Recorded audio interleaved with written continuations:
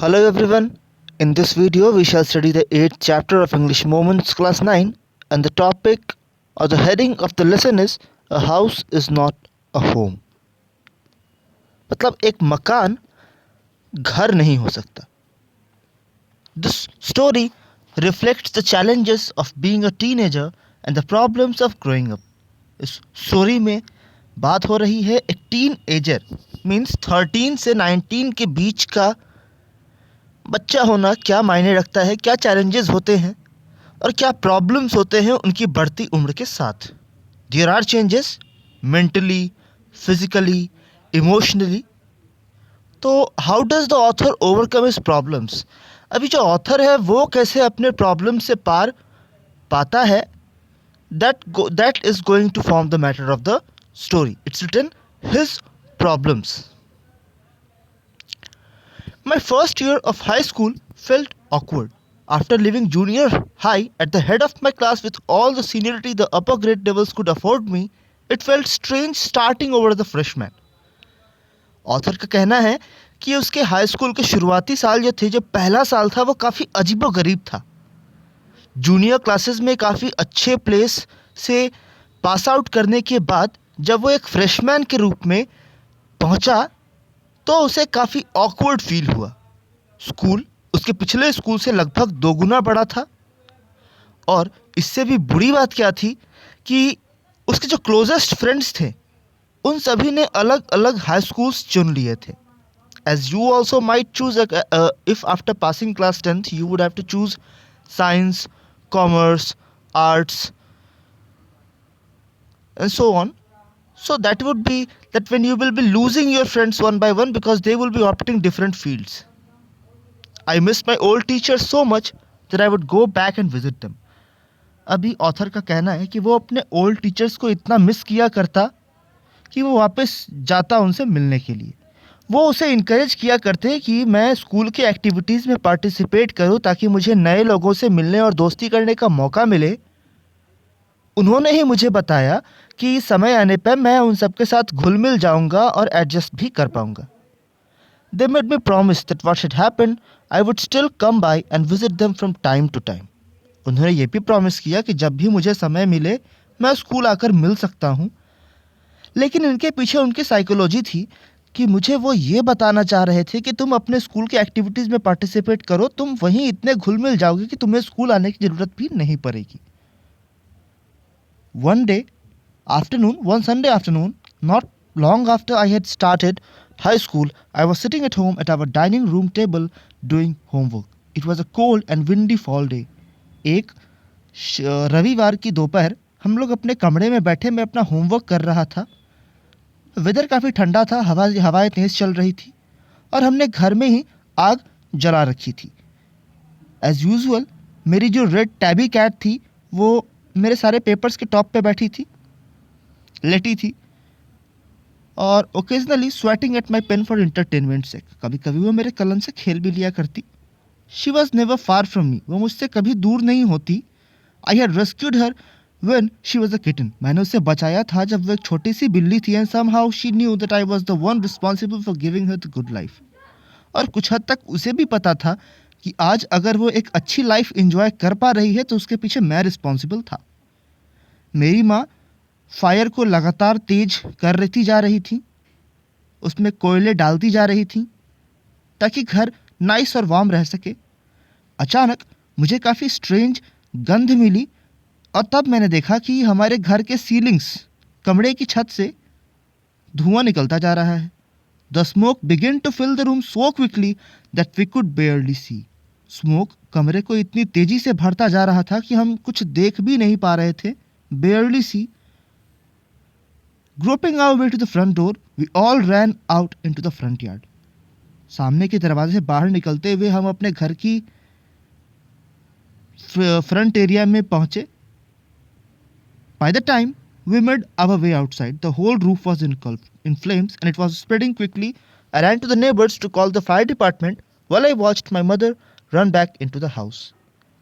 अभी जितनी देर में हम घर से बाहर निकलते ही हमने देखा कि सारा घर जो है वो आग की लपटों के बीच घिरा पड़ा है. मैंने अपने नेबर्स को फ़ोन किया, मैंने अपने नेबर्स के पास दौड़ा कि वो फायर डिपार्टमेंट को कॉल कर सकें, जबकि मैंने देखा कि मेरी माँ घर में दोबारा दौड़ पड़ी थी।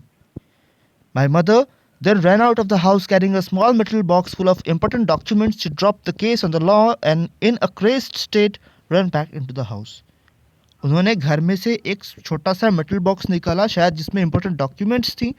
उन्होंने इस केस को ज़मीन पे पटका और बिल्कुल बेतहाशा अवस्था में इन क्रेज स्टेट वो दौड़ कर वापस घर में गई। मुझे पता था कि वो क्या लेने जा रही हैं। मेरे फादर की डेथ हो चुकी थी जब मैं काफ़ी यंग था और शायद मुझे पता था कि वो वही लेने जा रही हैं। उनकी कुछ तस्वीरें हैं जो उनकी आखिरी निशानी है। So she was going to get all those things. फिर भी मैं चिल्लाया, मॉम नो। मैंने मना किया कि मॉम अब प्लीज़ मत जाओ। I was about to run after when I felt a large hand hold me. मैं उसके पीछे दौड़ने ही वाला था कि मैंने महसूस किया कि किसी ने मुझे पकड़ रखा है। ये कोई और नहीं बल्कि एक फायरमैन था। मैंने नोटिस भी नहीं किया था कि स्ट्रीट पे कुछ फायर ट्रक्स आ चुकी थी। मैं उससे खुद को आज़ाद करने की कोशिश कर रहा था। चिल्ला रहा था मैं कि you don't understand, my mother is in their. क्या तुम समझ नहीं पा रहे? मेरी माँ अभी उस घर में बंद है। He held on me while other firefighters ran to the house. उसने मुझे पकड़ रखा था जबकि बाकी फायर फाइटर्स घर में दौड़ पड़े। मुझे पता था कि मैं सही एक्ट नहीं कर रहा था उस वक्त। मैं दिमाग से काम नहीं ले रहा था। शायद इसलिए वो मुझे छोड़ना नहीं चाह रहा था। उसे पता था कि अगर वो मुझे छोड़ेगा तो आई वुड रन, मैं वहाँ से भाग खड़ा हूँगा। It's all right, they all will get her, he said. उसने कहा कि कोई बात नहीं, वो उसे ले आएंगे। He wrapped a blanket around me and sat me down in our car. उसने मेरे चारों ओर एक कंबल लपेटा और कार में हम बैठ गए। उसके थोड़ी ही देर बाद एक fireman emerged, came out of our house with my mom in tow. उसने मेरी माँ को घसीट कर कमरे से बाहर निकाला था। My mom was lying unconscious. He quickly took over her to the truck and put an oxygen mask on her. उसने उन्हें ट्रक में लिटाया, ऑक्सीजन मास्क लगाया। मैं दौड़ा और उन्हें गले लगा लिया। ऑल दोज टाइम्स, इस सारे समय, I ever argued with her and hated her vanished at the thought of losing her. इस सारे समय मैं उनसे आर्ग्यू भी करता रहा, बहस भी करता रहा और उनसे नफरत भी करता रहा क्योंकि उनकी गलती के कारण शायद मैं उन्हें खो सकता था। She is going to be okay, said the fireman. She just inhaled a little smoke and then he back to fight the fire while my mother and I sat there dazed. I remember watching my house burn down and thinking that there was nothing I could do about it. Fireman ने कहा कि सब कुछ ठीक है, उन्होंने बस थोड़ा सा धुआं इनहेल कर लिया है, सांस में धुआं चला गया है, सो वो थोड़ी देर में ठीक हो जाएंगी। 5 घंटे बाद फायर फाइनली बुझ चुका था। हमारा घर लगभग जल चुका था। फिर ये अचानक मेरे दिमाग में एक ख्याल आया कि मैंने अपनी कैट को नहीं देखा था। मेरी कैट कहाँ थी? इससे भी बड़ी बात कि वो कहीं भी दिख भी नहीं रही थी। Then all at once it hit me, the new school. अब मेरा न्यू स्कूल का क्या होगा? The fire, my cat. I broke down in tears and cried and cried. I was suffering loss big time. Author का कहना है कि वो बिल्कुल, उसकी आंखों से आंसू गिर रहे थे, बह रहे थे और वो रोता ही जा रहा था। The fireman wouldn't let us go back into the house that night. Fireman ने हमें उस रात घर में वापस जाने से रोक रखा था। ये काफ़ी खतरनाक था। डेड और alive, I could not imagine living without knowing about my cat. अब चाहे वो जिंदा हो या मर गई हो, लेकिन मैं उसके बिना तो जाने को तैयार नहीं था। इसके बावजूद मुझे जाना पड़ा। We piled into the car and just the clothes on our bags and a few of the firemen's blankets and made our way to the grandparents house to spend the night. हमने अपने कुछ पुराने कपड़े, जो बचे कुछ कपड़े थे, शायद जो कुछ बचे कुछ कपड़े थे, just the clothes on our bags and a few of the firemen's blankets, हम उसके साथ ही अपने ग्रैंड पेरेंट्स के घर पे चल पड़े। अगले दिन मंडे मैं अपने स्कूल गई। When the fire broke out, I was still wearing the dress I had worn to church that morning, but I had no shoes. जब फायर लगा था तो मैंने अभी भी वही कपड़े पहन रखे थे जो मैं चर्च पहन के गया था, लेकिन मैंने शूज़ नहीं पहन रखे थे। I had kicked them of when I was doing my homework. अपने होमवर्क करने के चक्कर में मैंने जूतों को बड़ी दूर कहीं फेंक दिया था, तो शायद वो भी इस आग का शिकार हो गए थे। They became yet another casualty of the fire. तो मुझे कुछ टेनिस शूज़ लेने पड़े अपने आंट से। Why couldn't I just stay home from school? भला मैं क्यों स्कूल के बजाय घर पे नहीं रह सकता? My mother wouldn't here of it, but I was totally embarrassed by everything. मेरी माँ सुनने वाली नहीं थी, लेकिन मुझे काफ़ी बुरा लग रहा था कि घर में आग लगी है और मुझे स्कूल भेजा जा रहा है। जो कपड़े मैंने पहन रखे थे वो अजीब थे। बुक्स नहीं थे मेरे पास, होमवर्क नहीं था मेरे पास, मेरा बैकपैक जा चुका था और उस बैकपैक में मेरा पूरा लाइफ था। The more I tried to fit in the worst it go. जितना ही मैं खुद को संभालने की कोशिश कर रही थी, उतना ही ये और बुरा होता जा रहा था। Was I destined to be an outcast in a geek all my life? क्या मेरी किस्मत में यही लिखा था? That's what it felt like. मुझे तो ऐसा ही लग रहा था। I didn't want to grow up, change और have to handle life if it is going to be this way. मैं इस अपने जीवन में इस बदलाव के लिए तैयार नहीं था, अगर ये बदलाव इस तरीके से आना था। I just wanted to curl up and die. मैं तो बस सिमट करके मौत की नींद सोना चाहता था।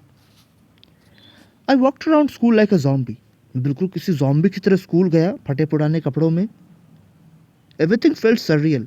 सब कुछ बड़ा अजीब था और मुझे पता नहीं था कि अगली वक्त क्या होने वाला है। All the security I had known from my old school, my friends, my house and my chat had been all ripped away.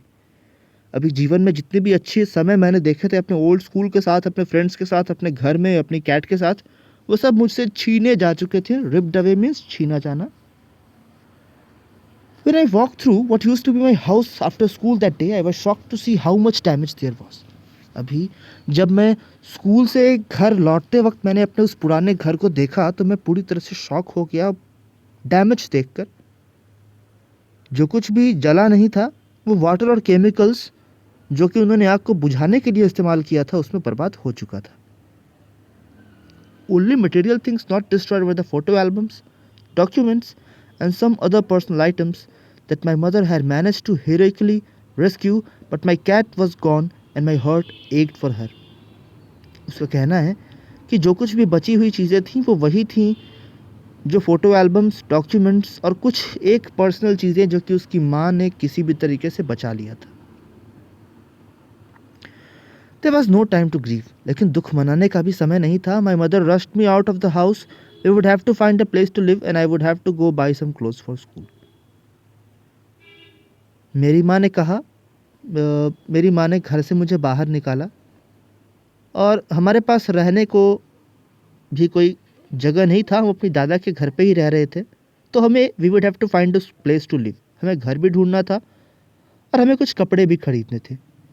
अब इसके लिए हमें अपने ग्रैंड पेरेंट्स से पैसे लेने पड़े क्योंकि उस वक्त क्रेडिट कार्ड्स हमारे पास थे नहीं, कैश या कोई भी आइडेंटिफिकेशन तो था नहीं जिससे कि हम बैंक से पैसे निकाल सके। Everything had gone up in smoke. आग में सब कुछ जल चुका था। That week the rubble that used to be our house was being cleared off the lot. उस पूरे सप्ताह घर का जो कचरा था वही साफ करने में लग गया। Even though we had rented an apartment nearby, I would go over to watch some clear away debris, hoping that my cat was somewhere to be found. Debris मतलब जला हुआ टुकड़ा।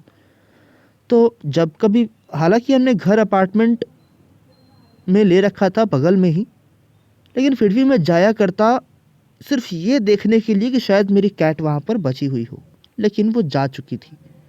I kept thinking about her as that vulnerable little kitten. In the early morning when I would disturb her and get out of bed, she would tag along after me, climb up my robe and crawl into my pocket to fall asleep. I was missing her terribly. हर सुबह जब मैं जागता तो उसकी उस घटनाओं को याद करता जब वो सुबह नींद खुलने के साथ मेरे साथ खेला करती थी, मेरे कपड़ों में, मेरे पॉकेट में आ जाया करती थी। It always seems that the bad news spread quickly. और शायद ये हमेशा ही होता है कि बुरी खबर जल्दी फैलती है। And my case it was not different. मेरे साथ भी ऐसा ही हुआ। हाई स्कूल में हर कोई, यहाँ तक कि टीचर्स, मेरे प्लाइट, मेरे दुख के बारे में अवेयर थे, जानकार थे। मुझे काफ़ी एम्बेरसमेंट फील हो रही थी क्योंकि मुझे नहीं पता था कि इसमें मेरी क्या गलती है और क्या तरीका था नए स्कूल की शुरुआत का। This was not the kind of attention I was looking for. इस तरह का अटेंशन तो मैंने कभी सोचा भी नहीं था। अगले दिन स्कूल में लोग और ज़्यादा स्ट्रेंज महसूस कर रहे थे। I was getting ready for the gym class at my locker. मैं अपने लॉकर में से सामान निकाल कर जिम क्लास के लिए रेडी हो रही थी। People were milling around me. लोग मेरे आसपास चक्कर लगा रहे थे। asking me to hurry up. वो मुझे जल्दी करने को कह रहे थे. मुझे ये स्ट्रेंज लगा, लेकिन पिछले कुछ सप्ताह से कुछ भी मुझे सरप्राइज कर नहीं रहा था. मुझे ऐसा लगा जैसे कि वो मुझे जिम की तरफ ले जाना चाह रहे हैं. Then I saw why. फिर मुझे लगा कि क्यों. There was a big table set up with all kind of stuffs on it just for me. They had taken up a collection of clothes, jeans, tops, sweat suits. It was like Christmas. जब मैं उस कमरे में पहुंचा तो मेरे लिए बिल्कुल क्रिसमस जैसा था, जहाँ पर मेरे लिए स्कूल सप्लाईज, नोटबुक्स, हर तरह के कपड़े, जीन्स, टॉप्स, सब कुछ रखे थे. I was overcome bye emotion. मैं इमोशन से भर आया. जो लोग मुझसे बातें भी नहीं कर रहे थे, अब वो, जिन लोगों ने कभी मुझसे बातें भी नहीं की थी, people had not never spoken to me before, were coming up to me to introduce themselves. I got all kinds of invitations to their houses. Their genuine outpouring of concern really touched me. जिस तरीके से उनमें भावनाओं का एक ज्वार था मेरे लिए, उससे मैं भी काफ़ी प्रभावित हुआ. In that instant I finally breath a sigh of relief and thought for the first time that things were going to be okay. शायद ये उन कुछ दिनों में पहली बार था. मुझे ऐसा लगा जैसे मुझे राहत मिली हो और शायद चीज़ें सही होने जा रही थी. 1 महीने के बाद I was at my house watching दम रीबिल्ड इट. मैं अपने घर पे था, घर को दोबारा बन रहा देख रहा था. लेकिन इस वक्त ये कुछ अलग था. आई वॉजंट अलोन. मैं अकेला नहीं था. मैं अपने 2 और नए फ्रेंड्स के साथ था स्कूल के. It took a fire me to stop focusing on my feelings of insecurity and open up to all the wonderful people around me. ये पहली बार था फायर के बाद जब मैंने अपने डर को जीत लिया था और अपने आसपास के लोगों से घुलना मिलना शुरू कर दिया था. Now I was sitting there watching my house being rebuilt when I realized my life was doing the same thing. अभी जब मैं अपने घर को बनता देख रहा था, मुझे लग रहा था कि मेरी ज़िंदगी भी वापस रिबिल्ड हो रही है. मेरी ज़िंदगी दोबारा से खुद को हील कर रही है. While we sat there on the curb planning my new bedroom, I heard someone walk up to me from behind and say, "Does this belong to you?" अभी जब मैं वहाँ बैठा ही था अपने नए बेडरूम की प्लानिंग कर रहा था, तो मैंने किसी को सुना पीछे से आवाज़ देते हुए कि क्या ये तुम्हारा है. When I turned around to see who it was, I couldn't believe my eyes. जब मैंने पलट कर देखा कि ये कौन है, तो मुझे अपनी आंखों पे विश्वास नहीं हुआ. A woman was standing there holding my cat. वहाँ पे एक महिला थी जो कि मेरी बिल्ली को पकड़े हुई थी. I leapt up and grabbed her out of the woman's arms. मैंने मैंने मैं कूद पड़ा और उस बिल्ली को अपने हाथों में ले लिया. I held her close to me and cried into the beautiful orange fur. She purred happily. My friends were hugging me, hugging the cat and jumping around. मेरे जो फ्रेंड्स भी थे वो भी, हम तीनों ही गले मिलकर जंप कर रहे थे. क्लियर था my cat had been so freaked by the fire that she ran over a mile away. असल में हुआ क्या था कि मेरी बिल्ली आग से इतना घबरा गई थी कि वो घर से कई मील दूर भाग गई थी. Her collar had have a phone number on it. उसके गले में जो पट्टा लगा था उसमें हमारा फ़ोन नंबर था, लेकिन हमारे फ़ोन्स भी डिस्ट्रॉय हो चुके थे. कनेक्शन हो नहीं पा रहा था. This wonderful woman took her in and worked hard to find out whose cat it was. उन्होंने इस बिल्ली को पकड़ा और काफ़ी कठिन परिश्रम के बाद उन्हें मालूम पड़ा कि ये बिल्ली है किसकी. Somehow she knew that the cat was loved and sorely missed. किसी तरीके से उनको मालूम पड़ा कि ये बिल्ली काफ़ी प्यार की जाने वाली बिल्ली थी और इसकी तलाश काफ़ी दिनों से हो रही थी. As I sat there with my friends and my cat curled up in my lap, all the overwhelming feelings of loss and tragedy seemed to diminish. अभी जब मैं अपने फ्रेंड्स के साथ बैठी थी, मेरी बिल्ली मेरी गोद में बिल्कुल सिकुड़ करके बैठी थी, तो जो सारी ओवरवेलमिंग फीलिंग्स, जो लॉस, जो ट्रेजेडी हमने देखा था, वो सब कुछ डिमिनिश, गायब होती जा रही थी. मैंने अपनी लाइफ के लिए कृतज्ञता प्रकट की. I felt gratitude for my life, my new friends, the kindness of a stranger and the loud purr of my beloved cat. My cat was back and so was I. Zan Godioso. Now the difficult words like stoking the fire, मतलब feeding and tending the fire, आग में कोयला डालना. Zombie, a dull and apathetic person. Ghost-like creature. Surreal, strange, bizarre. Miling around, aimless manner, मेरे चारों तरफ चक्कर लगाना. Shove means push hard. That's all for this video. I hope you liked it. See you with another lesson in next class. Till then, thanks and goodbye.